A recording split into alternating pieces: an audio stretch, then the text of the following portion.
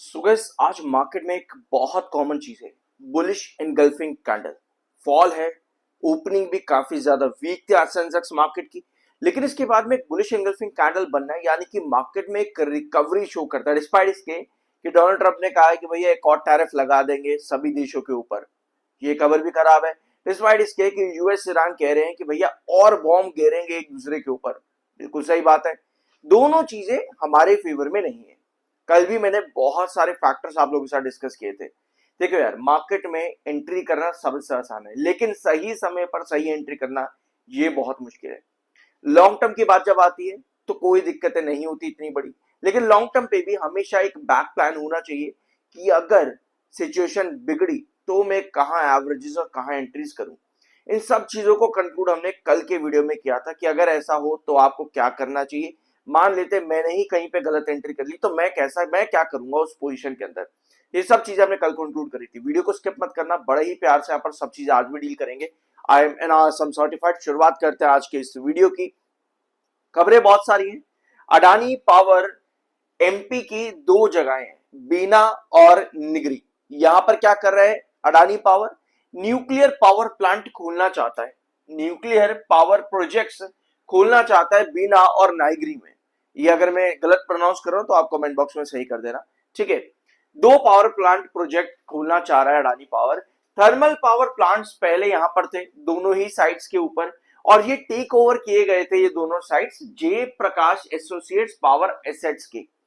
अगर आपको JP associate और अडानी पावर में और अडानी ग्रुप के बीच में क्या क्या जो डील हुई है एनसीएलटी के अंडर नहीं मालूम है तो मेरे चैनल पर वीडियोस अवेलेबल है, जाकर के देख सकते हो। अब एक सवाल इस बीच में पता क्या आता है, जेपी पावर का भी लोगों को बहुत उम्मीद है कि अडानी पावर जेपी पावर में इन्वेस्ट करना शुरू कर देगा और जेपी पावर का बिजनेस बढ़ा देगा। जबकि मार्केट में एनसीएलटी सभी चीजें खत्म होने के बाद में एक चीज कॉमन है कि JP associate as a as a entity, as a separate entity, as its own entity listed रहेगी।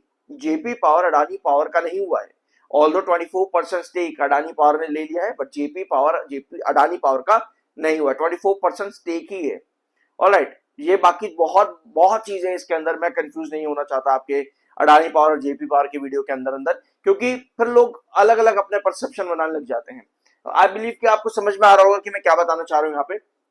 बट जेपी एसोसिएट से जो पावर असेट्स लिए थे अडानी पावर ने, वहां पे nuclear power projects Adani power खड़ा करना चाहता है। क्यों खड़ा करना चाहता है?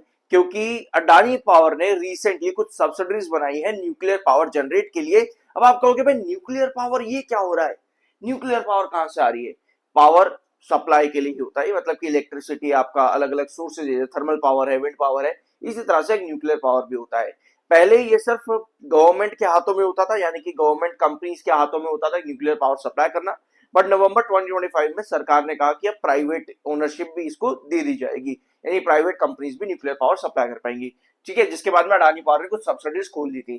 तो अब अडानी पावर का ये बड़ा प्लान है, जो कि बहुत अच्छी बात है। अब आते हैं आपके नेक्स्ट पॉइंट के ऊपर। बांग्लादेश की न्यूज आपको पता है, अडानी पावर और बांग्लादेश के ड्यूज पेंडिंग है।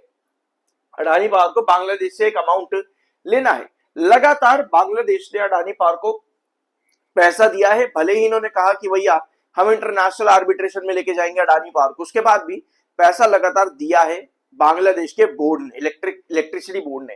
टोटल 3863 करोड़ तक का अमाउंट रिड्यूस कर दिया है। मंथली पेमेंट्स अभी भी आ रही हैं, स्टेबलाइज्ड है, और एक्सपेक्टेशन ये लगाई जा रही है कि बांग्लादेश का पावर बोर्ड जो है वो लगातार हर महीने यहां पर अभी भी $100 मिलियन हमको देता रहेगा, यानी कि अडानी पावर को पहुंचाता रहेगा। ये एक पॉजिटिव एंटीसिपेशन निकल करके आता है अडानी पावर से रिलेटेड। लास्ट मंथ भी बांग्लादेश ने $100 मिलियन का अमाउंट जो है पे किया था अडानी पावर को। लेकिन अब एक सवाल और खड़ा हो जाता है, अडानी पावर और बांग्लादेश के जो डील है ना, इसमें सबसे बड़ा मुद्दा यही उठा था जिसकी वजह से ये आर्बिट्रेशन के दर जा रहे थे कि भैया जो आपने हमारे साथ डील साइन करी शायद 2017 में, उसमें आपने हमसे बहुत ज्यादा पैसा ले रहे हो, जिसकी वजह से भैया हम आर्बिट्रेशन में जाएंगे, क्योंकि ये डील जो है फॉल्स डील है, फेक डील है, ये डील हमारे फेवर में नहीं आती है, पुरानी सरकारों ने गलत डील कर रखी है अडानी ग्रुप के साथ में। ये चीजें है, ये सारे मुद्दे हैं। अब एक रिपोर्ट आती है जो बताती है कि अडानी पावर 59% ज्यादा टैरिफ ले रहा है बांग्लादेश के पावर बोर्ड से, वेयर आज बाकी के 3 पावर सप्लायर जो बांग्लादेश के हैं, मतलब इंडिया के हैं, बांग्लादेश में पावर सप्लाई करते हैं, वो काफी कम अमाउंट लेते हैं।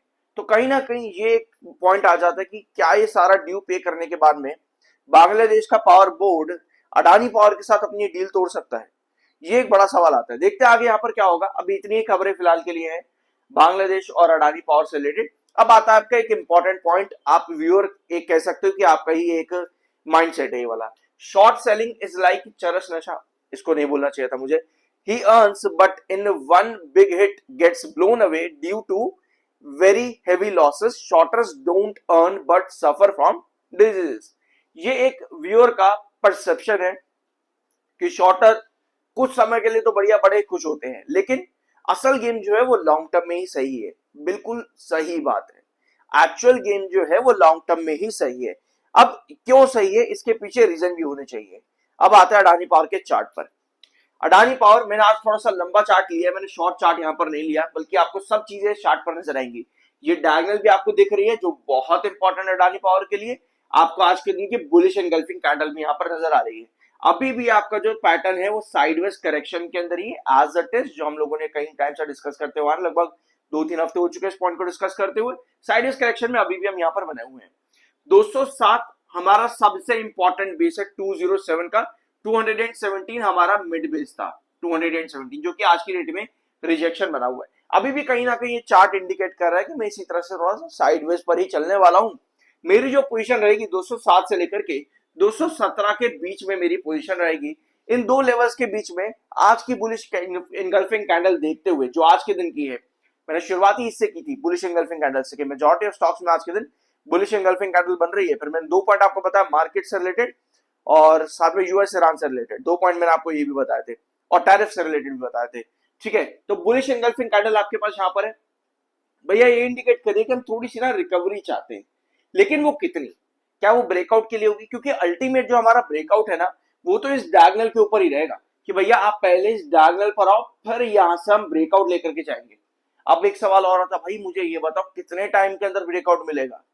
मेरी हर वीडियो ना मेरी 2 चीजों से होती है। मैं आपको एक शॉर्ट टर्म बताता हूँ, एक लॉन्ग टर्म बताता हूँ। फॉर एग्जाम्पल परसों की वीडियो में अगर आप थोड़ा सा जूम इन करोगे तो परसों का जो प्राइस गया था आपका हाई, वो 222 का था। परसों का है आपका 222 का था, और उसके पहले के जो मैंने वीडियो बनाया था ना, वहां पे मैंने आपको बोला था कि ये 222 का हाई लगाएगा अगले सेशन में। आपको 222 का हाई भी मिला। यानी कि मेरे वीडियो 2 तरीके के होते हैं। एक तो मैं आपको बता दूं कि अगली पॉसिबिलिटी क्या अगले दिन की, एक मैं आपको बताता हूं कि लॉन्ग टर्म क्या क्राइटेरिया चल रहा है।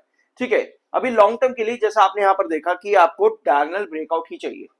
लॉन्ग टर्म में अगर आपको यहां पर बड़ा ब्रेकआउट चाहिए तो डायगोनल ही क्रॉस करना पड़ेगा। ये सिंपल सा लॉजिक है यहाँ पे। वेयर आज एक चीज और नोट करो, जो कि आपको पता है कि हमारा बुलिश एंगल्फिंग सॉरी आपका कप एंड हैंड का cup and hand inverse cup pattern जो यहाँ पर आपका बना था 138 से 145। अगर मेरी एंट्री यहाँ पर है तो मुझे पैनिक करने की कोई जरूरत नहीं है। अगर मेरी एंट्री 180 के आसपास है तो भी मुझे पैनिक करने की जरूरत नहीं है। पैनिक एक्चुअली में कर कौन रहा है? जिसने यहां पर एंट्री करी। हमेशा देखो मार्केट में सबसे ज्यादा परेशान और सबसे ज्यादा पैनिक वही करता है जो ऊपर लेकर के बैठ जाता है। फिर वो सबको ये कहते हैं कि भैया ऑपरेटर गेम है, शॉर्टर है, ये है वो है। वो कभी पैनिक नहीं करेगा जो लोअर लेवल पर लेकर के बैठा है। हाँ, वो पैनिक तब करेगा जब उसके प्राइस के पास गिरावट आनी शुरू हो जाए। वो तब कहेगा कि भैया क्या हो रहा है, क्या हो रहा है। लेकिन जब तक नहीं हो रहा वो तब तक शांत है।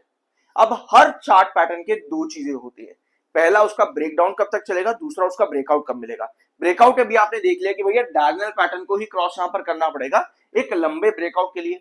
अब वो कब कैसे होता है उसके पीछे मार्केट भैया सारा पोजीशन आपको यहां पर बताने वाला है। एसईसी मैटर अभी रिजॉल्व नहीं हुआ है, एसईसी मैटर अभी रिजॉल्व नहीं हुआ है। कल एक कमेंट था कि भैया एसईसी मैटर तो रिजॉल्व हो चुका है, क्लीन चिट मिल गई है, फिर यूएस का कोर्ट अभी तक क्लीन चिट क्यों नहीं दे रहा? भैया रिजॉल्व हुआ ही नहीं है। मैंने एक रिप्लाई किया, फिर उसने एक रिप्लाई और दिया, उसके बाद मैंने जब पूरा डिटेल में बताया फिर रिप्लाई नहीं आया। तो भैया रिप्लाई भी देखा करो कमेंट बॉक्स में। मेरा चैनल वैसा नहीं है कि रिप्लाई नहीं आते, यहाँ पे मैं रिप्लाई दे देता हूँ। ठीक है, सो बुलिश एंगल्फिंग कैंडल है। ये कैंडल कहीं ना कहीं इंडिकेट करती है आज के दिन अगर ये क्लोजिंग मिल जाए इस कैंडल के साथ में, तो ये कहीं ना कहीं आपको इंडिकेट करेगी। अभी 213 का प्राइस चल रहा है कि हम 217 पर जाएंगे आने वाले मंडे पे।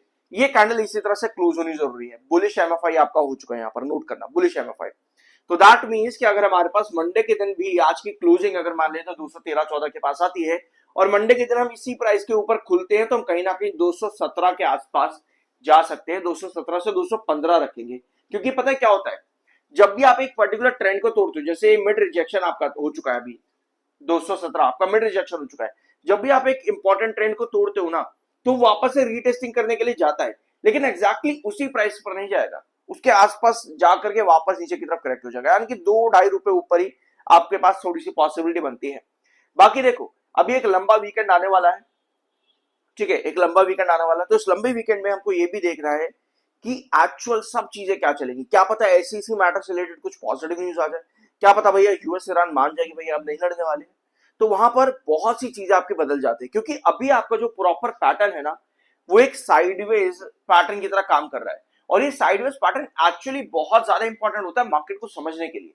इस तरह के साइडवेज पैटर्न यूजुअली आपके पास कभी भी ब्रेकआउट के लिए हमेशा इसी तरह का पैटर्न दे देते हैं, जिसकी वजह से मैंने आपको एक डायगोनल जो ड्रॉ कर रखा है, तभी मैंने आपको बता रखा कि डायगोनल क्रॉस करना कितना जरूरी है।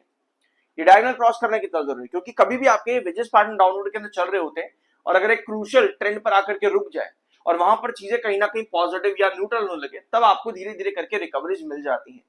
ठीक है, तो इस समय बहुत क्रूशियल पैटर्न पर है Adani power limited. So video को ही एंड करते, ज्यादा लंबा नहीं खींचेंगे, और बहुत सी चीजें मेरे चैनल पर अवेलेबल है अडानी पावर के regarding, Adani green energy, Adani total gas, जाकर के जरूर देखना। मिलता अगले वीडियो में।